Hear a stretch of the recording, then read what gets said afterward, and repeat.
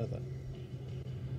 As it gets worse, so new Christian churches seem to spring up all over the place. Hoskins is on the trail of the boy from London, looking for his home address. We don't know what's happened to Londres. I do know that some conditions for children here are just desperate. The address is in one of the most dangerous quarters of a very dangerous city. Here, even getting out of the car would be life-threatening. They're just saying we will get our equipment confiscated here. They said they'll kill us. Charming. A nice welcome to this particular road.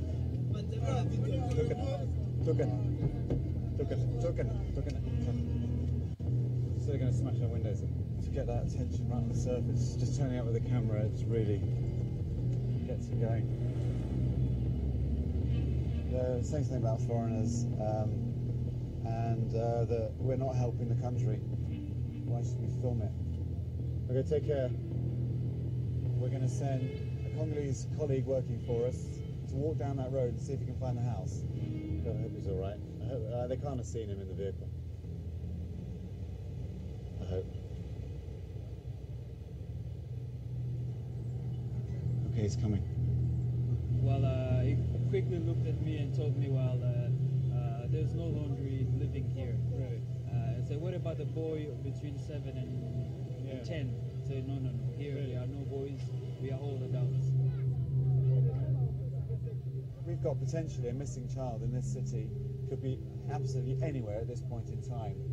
So what I was thinking would be an easy search for this child is suddenly potentially a real problem.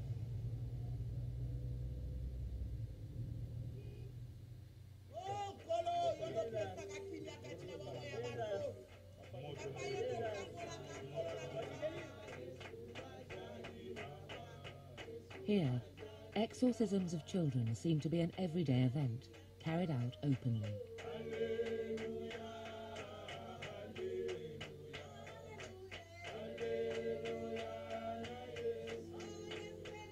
These children are often put on a fast, given no food and even water for days at a time.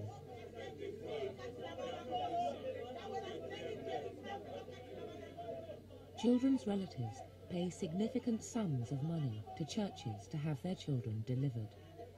Exorcism is big business in the Congo, and with wealth comes power, an important commodity here.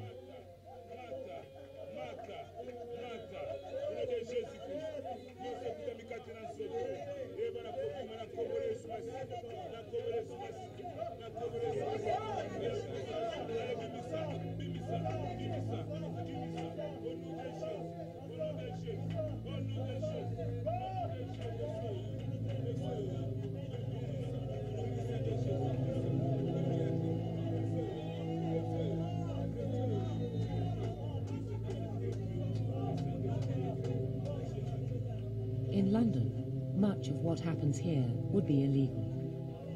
This is the world which Londres may have entered.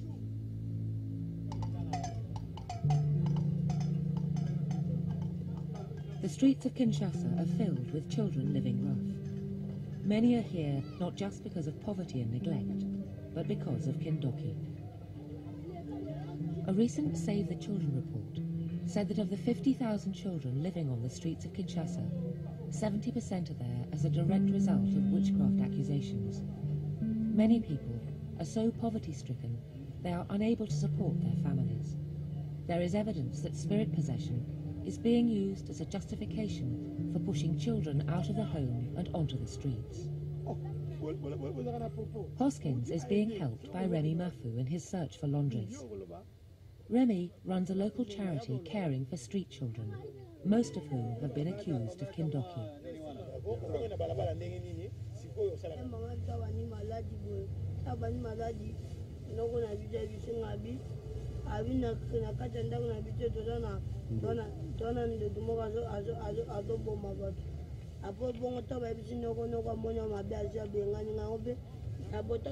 Just the word Kindoki seems to provoke controversy.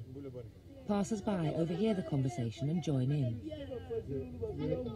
na kati ya RDC pandi ba famille bato neti bana mikiabo bakene église bakomba shege point bakene na église au moins no azana kindoki awa na kati ya RDC l'église de réveil faut kangango.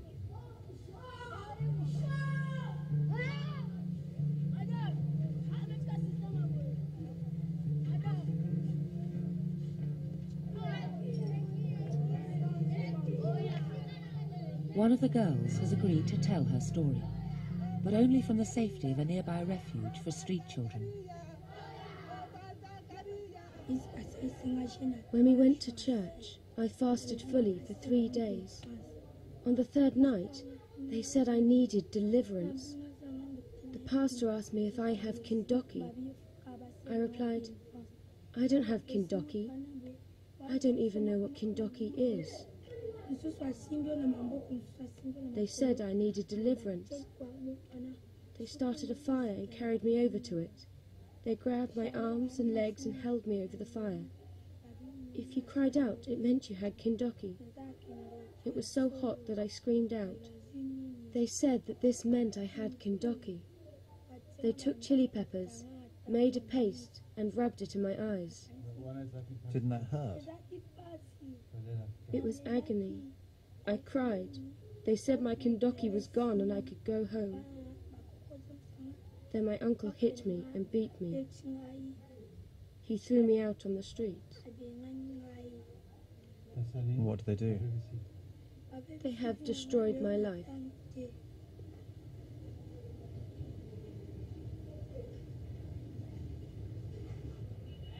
Hoskins suspects that this epidemic of cruelty is a modern phenomenon, a corruption of the traditional religions of the Congo.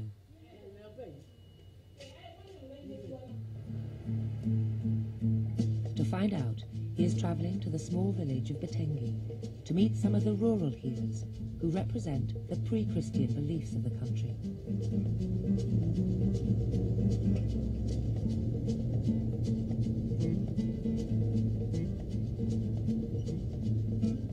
I just asked Zazi how long it's going to take, and he said it'll take about 6 or 7 hours.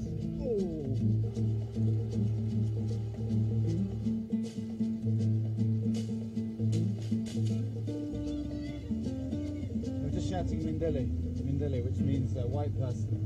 I haven't seen a white person around these parts for a couple of years, according to Nzazi. 12 hours later, Hoskins finally meets the village chief. He disapproves deeply of the practices of many of the urban evangelical churches. In days gone by, only old people were accused of kindoki. These new churches that are accusing lots of children of having kindoki are being deceptive. It has become a kind of racket. They're only in it for profit. They're getting people to abandon their children for money. Putting chili peppers in children's eyes for deliverance is just corrupt. So what you're saying is those accusing children of kindoki are lying. Liars, liars. It's because the country is on its knees. Since the churches are only in it for the money, people should stop believing them.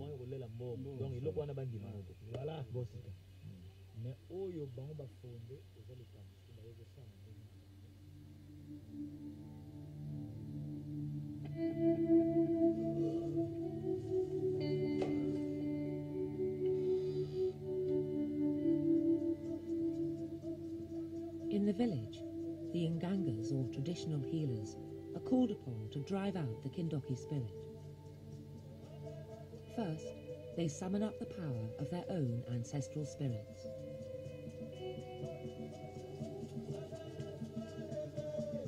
We're just talking about the role of the spirits. People in Europe who think that when somebody dies, that's it, in their opinion, are wrong.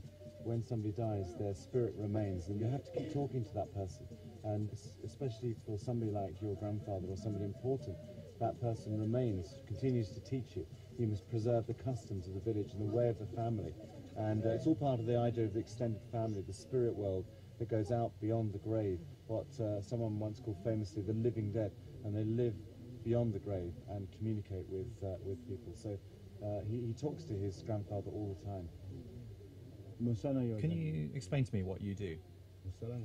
If someone comes to me with an illness, whether it's kindoki, whether it's sickness, or whether it's jealousy, my job is to heal.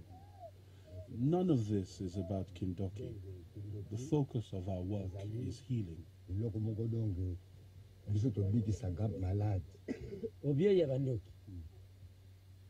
One of the Ngangas explains the difference between the local methods of dealing with witchcraft and the modern Christian way. This is the traditional way. This is the way that's been taught for centuries, not the way of the new pastors. If you're being troubled by kindoki, you go to somebody like this Nganga. He's a diviner, first of all. He'll divine that the reason that you've got the troubles you've got is kindoki. But then what he does is he goes and gets traditional medicine, just bits of trees, plant material, mixes up a medicine. You just simply take that for a few days, and the kindoki won't trouble you anymore. There's no deliverance, there's no harming of a person. So the kindoki in that circumstance is just troubling you. It's not that you're possessed by it. A very different method than what's going on at the moment in the new churches. The perception of kindoki has changed with the arrival of evangelical Christianity in the Congo. Until then, there was no exorcism or exclusion of people believed to be possessed. But now it's very different, especially in the big cities. Back in Kinshasa, Hoskins has begun visiting a number of churches, looking for a lead in his search for Londres, the boy from London. But it's a needle in a haystack. There are hundreds of new Christian churches springing up every year. One of the largest is Combat Spirituel, the church linked to the Child B case in London. 50,000 people turn out for their Sunday service. It's one of the most influential churches in the country. And it's a church which is rich and well organized. It even owns its own school and hospital.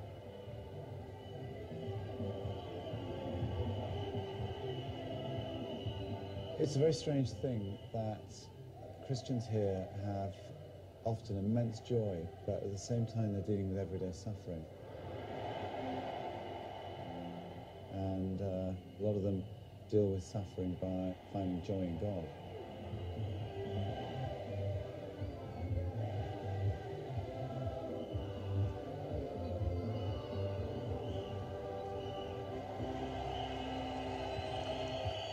In a country with so much suffering, this church offers an attractive message.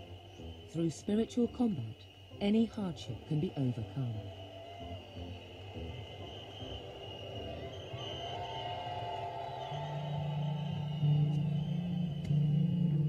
But there's a paradox. Some of the churches that claim to offer relief from hardship may instead be causing it.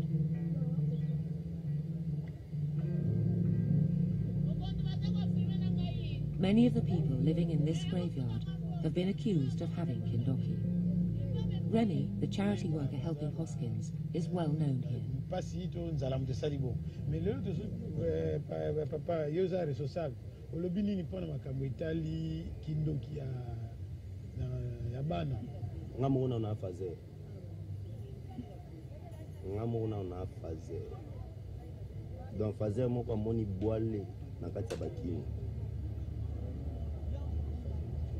Aibi conséquences oya moko nenga zo souffrir na kati ya kini ngana yebi. One of the children has privately told Remy that a boy speaking English has been living rough in a nearby quarter.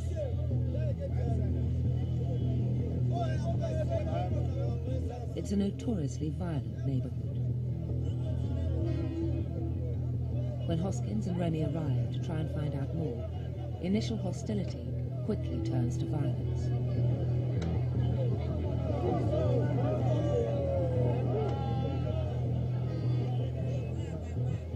They narrowly escape a beating.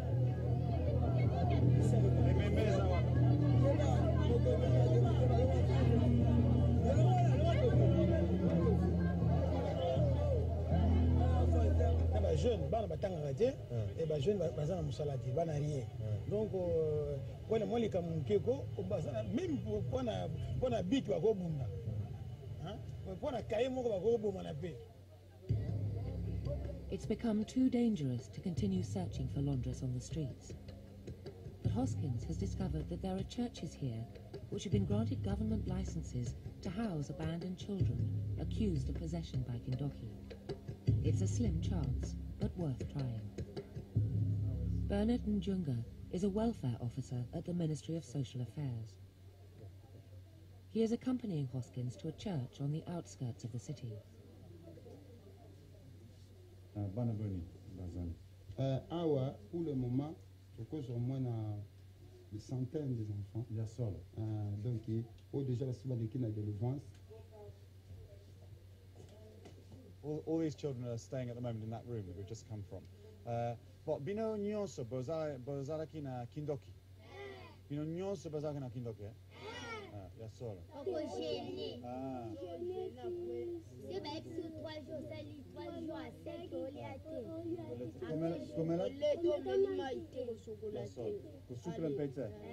They come here to get deliverance after being fasted for 3 days of food and water, and then they're held here until somebody who hopefully cares for them pays money to the women for their release.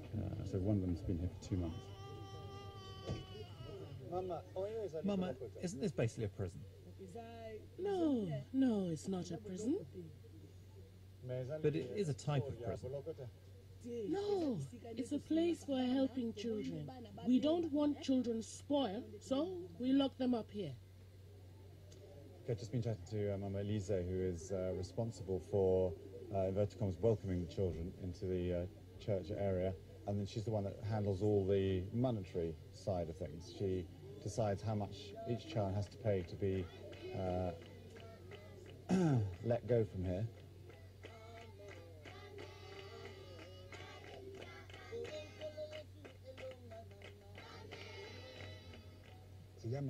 Surtout que ndenge bazali kolalisa bana na bisika moko ya mabe et puis kolesa bango te ba parents ya babuti ya bana bakima bana. But it seems this is just the tip of the iceberg. Omoni ekuzala bango boni na Kinshasa.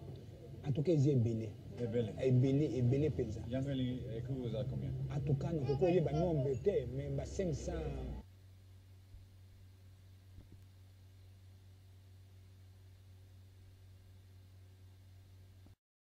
500. Oui, parce que il y a des centres moko, ils allaient pour vendre kaka pembeni.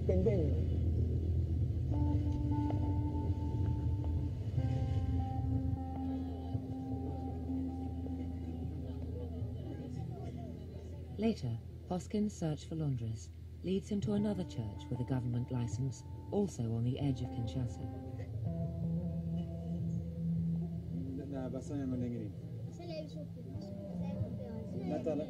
Natala. Awa. Nakuna. Lucky sir. On the other side of the church, a ceremony is underway. It's intended to cleanse the child's soul and involves squeezing salt water and antibiotics into the eyes. The children are then made to drink pigeon blood. There is a huge humanitarian disaster taking place in this country, and people in the West have got to know about it. And however tough it is to film, and it is, it's got to be done. I want people to see what's going on here and to help.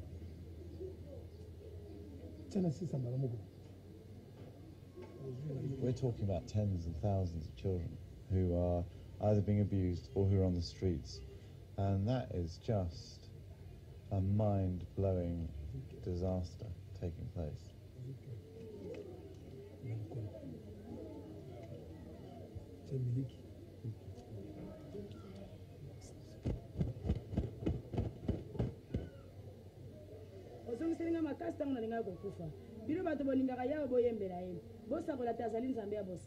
Amen. Amen. Amen.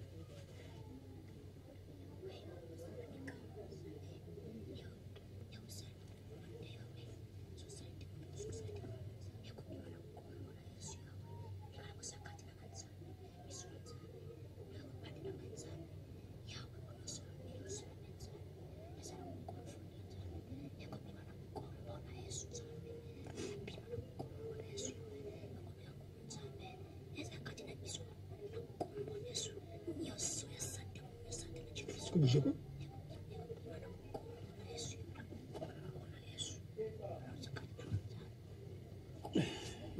Yole. Benga out balete.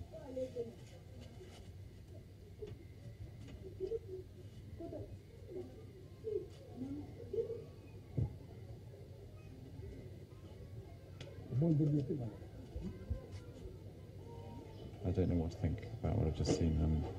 It's absolutely extraordinary. Mixture of anger and sadness, but I'm so shocked that I can't even express it. This is just a state of catastrophic chaos that's taking place, and children are the main victims of this. And they seem so willing to want to go forward for it. That little girl put her hand out, wanting it, actually wanting to have that done to her.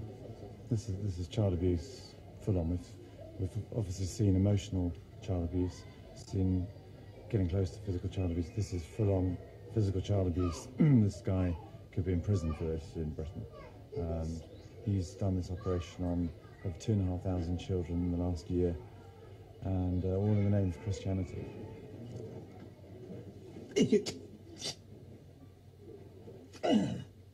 After some tugging and pulling, the pastor produces a piece of meat, supposedly from inside the girl's stomach.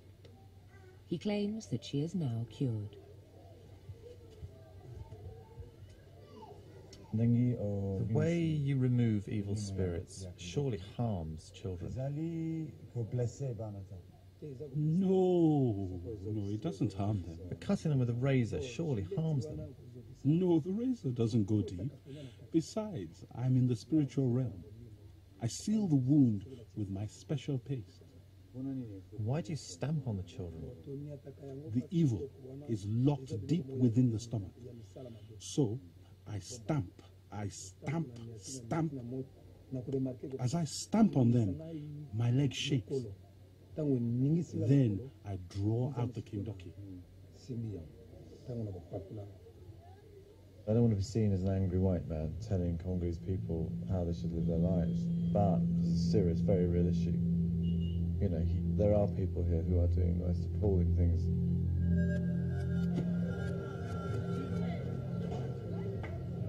Solange Gonda is the ambassador for children in the Congo. She is spokesperson for the government, appointed directly by President Kabila. She has an unenviable task. I'm begging everybody to talk to the kids, go out, talk to the Congolese kids in the society, see what is happening to them. We need to protect them. They don't deserve this thing, you know. A lot of those kids, the first time they will hear about the word Kindoki is when they be accused. Could you imagine a preacher standing up and start slapping and beating up a kid in a church, and everybody thinks it's normal? Yeah. It's not normal for me. I've seen, for example, a pastor cutting a child with a razor blade and doing other things in order to deliver that child. If people keep on giving those churches the right to be, they're going to abuse kids. I do believe in religion. I do respect everybody's religion. But I will not stand and let people abuse kids in the name of God. Solange faces an uphill struggle. Although she has reported on the scale of the crisis, she appears to have only token support from the government, and little has changed since her appointment. There's still no news about Londres, the boy from London.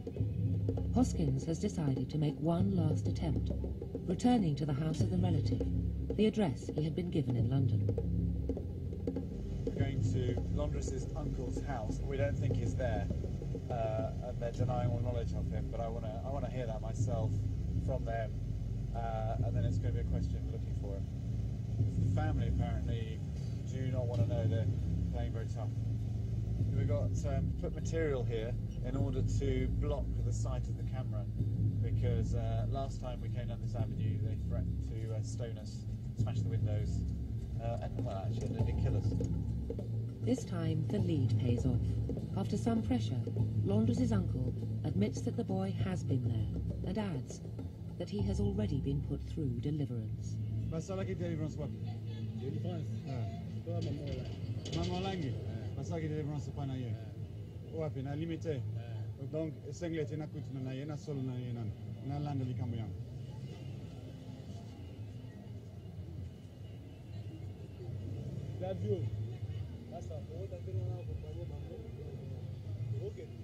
Toke nisikoyo. Epana ye bon. Tozo karwana.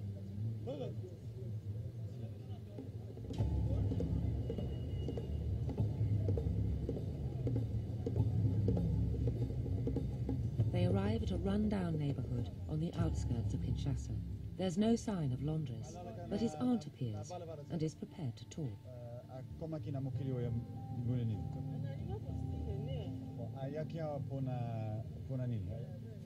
Bo, ayakia afana ki wapi? Kuna mama olangi basala ki nini pona priya wana? Bajeni mikolo.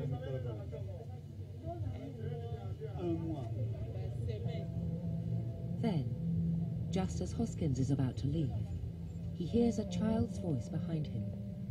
He is speaking English. Excuse me, yeah. Who are you? It is Londres.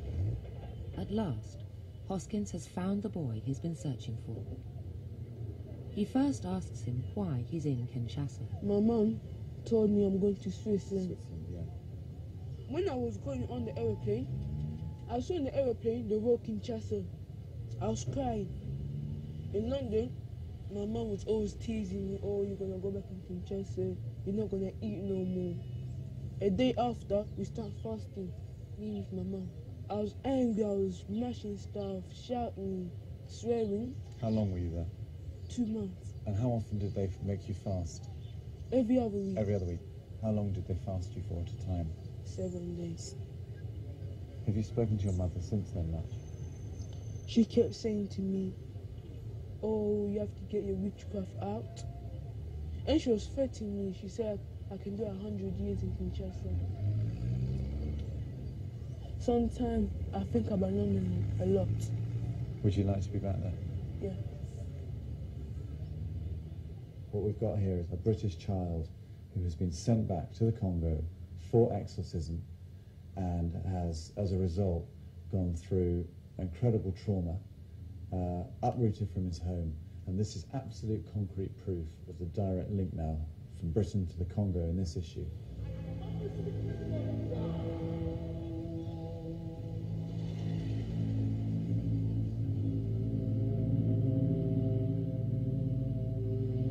What is Combat Spirituel's response to Londres' claim that he was made to fast for a week by the church? We at Combat Spirituel do not force the children to fast. So are you saying that it's absolutely forbidden? No. But if a child decides to fast and the Holy Spirit permits it, he can. He's free to do so. We don't impose fasting on young people. Is it reasonable to allow young children to choose not to eat or drink, sometimes for days? Combat Spirituel thinks so.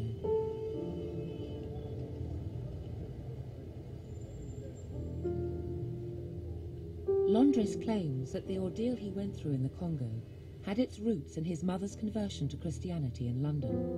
When my mom started praying, they said I had Kindoki. I never thought I had it. I didn't believe them.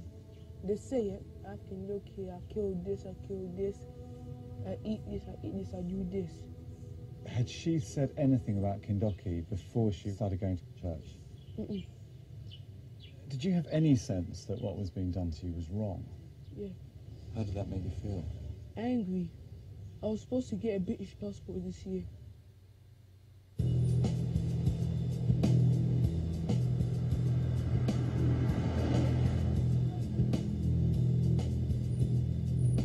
Back in London, where Londres' story began. I'm on my way to see the mother of the boy who I found in Kinshasa.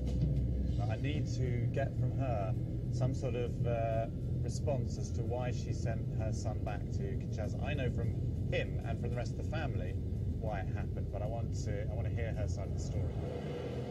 When the boy's mother rang up, she didn't want to meet me anywhere, but I finally got her to agree to meet me in a cafe.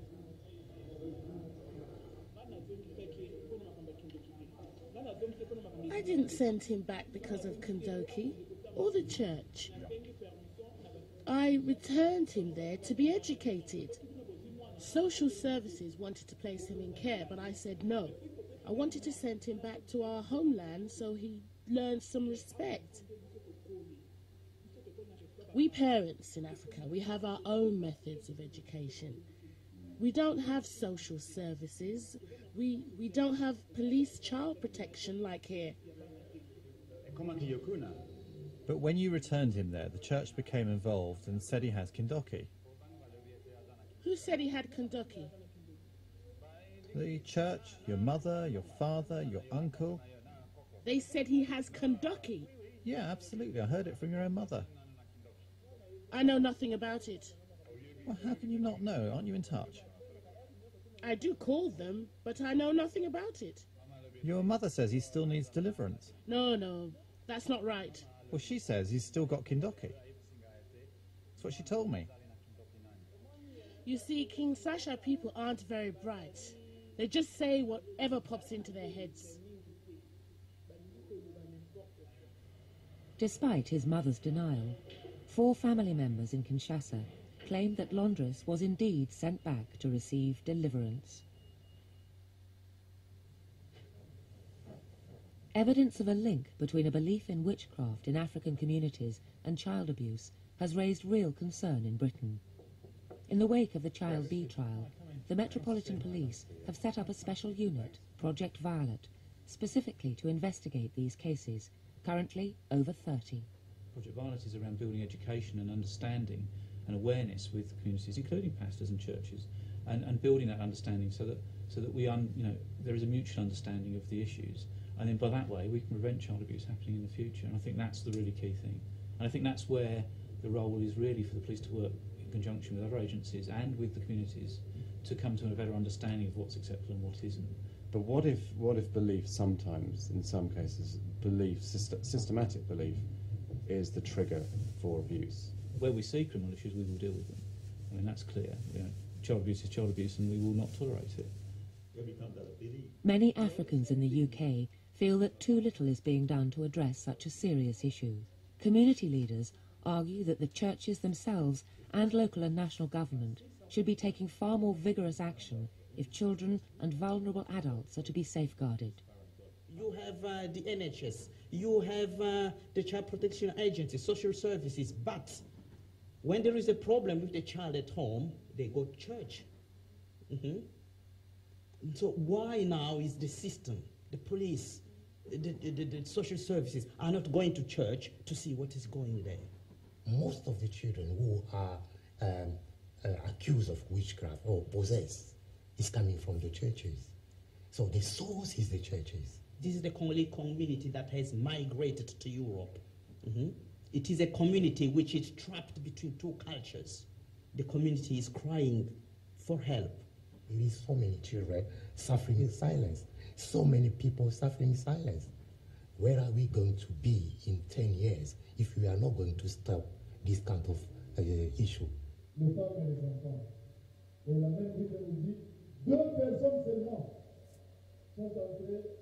Some Congolese pastors are now aware of the problem and are vigorously preaching against the dangers of witchcraft accusations. La magie a pris la grande place. Pourquoi? Parce que dans la magie, il y a la séduction. Aujourd'hui, dans nos églises, on voit un sorcier. Non. Pourquoi? Parce qu'il est sorcier. Non. Alors Christ ne vit pas encore en toi. Si Christ vit dans toi, tu n'as pas besoin d'avoir peur. Alléluia.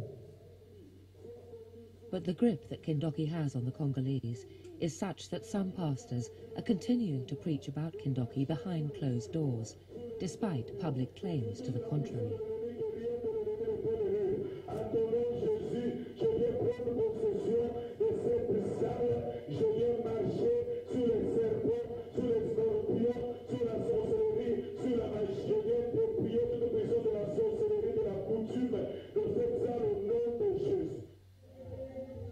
In the light of the Child B case, Hoskins wants to know from Pastor Ralph, the head of the Combat Spirituel Church in London, why pastors are still preaching about the threat of witches to their congregations, including children.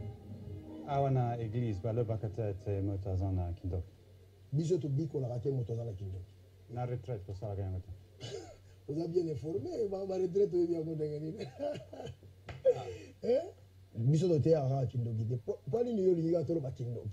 c'est pour dire, même l'enfant, moi je n'ai jamais délivré les enfants, j'ai les encadreurs qui s'occupent des enfants. La responsabilité dans l'AI, ils ont reçu à niveau de l'église. Dans le y a ndako, parents ont la responsabilité, il y a moi dans les bottes dans l'AI. Dès que vous avez 10 minutes, vous avez coquilles, que le Seigneur vous bénisse. Amen. Que Dieu vous bénisse. Ok.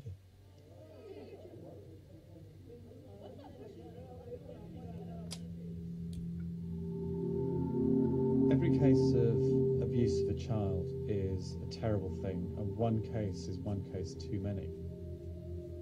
The churches, it seems to me, have a responsibility here. Even if they're not culpable, they are responsible. They're responsible for what they teach. They're responsible for the impression that they give to believers, some of whom are very easily led, displaced peoples, people trying to make a home in a difficult environment, trying to make sense of what it means to be living as an African now in Britain. And they're vulnerable, and pastors have huge power over them. And they've got a responsibility, these pastors, and within the church as a whole, the leadership. And they have to make sure that their house is in order. Churches are now global. Ideas, like people, travel freely and fast. Britain is now experiencing the consequences of some of the dark and damaging beliefs that have been born in the most desperate, war-torn corners of Africa.